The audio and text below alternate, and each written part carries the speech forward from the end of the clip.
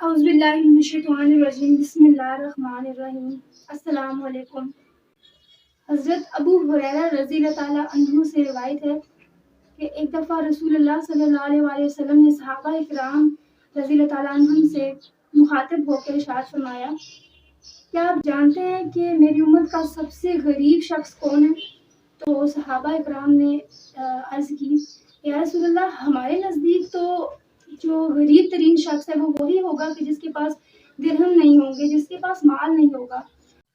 تو رسول اللہ صلی اللہ علیہ وآلہ وسلم نے ارشاد فرمایا، میری امت کا سب سے زیادہ مفلس شخص، سب سے زیادہ غریب شخص وہ ہوگا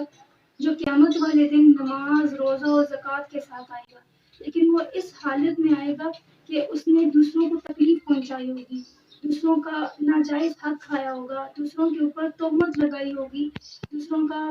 ناجائز مال کھایا ہوگا، ان کا خون ناجائز بہایا ہوگا، دوسروں کو گالی دی ہوگی، اور قیامت والے دن وہ تمام لوگ جنہیں اس کے ہاتھوں سے تکلیف پہنچی ہوگی وہ حاضر ہوں گے اور اس کی تمام نیکیاں اٹھا کے ان کے حصے میں ڈال دی جائیں گی۔ پھر بھی اگر وہ حساب برابر نہ ہوا، اگر وہ قرض نہ اترا،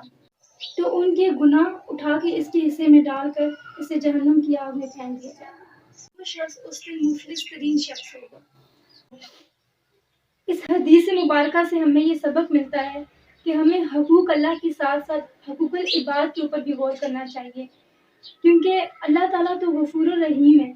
وہ ہمیں ضرور معاف کر دیں گے، لیکن حقوق العباد تب تک معاف نہیں ہوں گے جب تک ہمیں وہ شخص، وہ انسان معاف نہ کر دے جس کا ہم لوگوں نے نقصان کیا ہوگا۔ ہمیں یہ کوشش کرنی چاہیے کہ جتنا ہو سکے ہم اپنے آپ کو گناہوں سے بچا کے رکھیں، ہماری زبان سے کسی کو تکلیف نہ پہنچے، ہم کسی کی غیبت نہ کریں،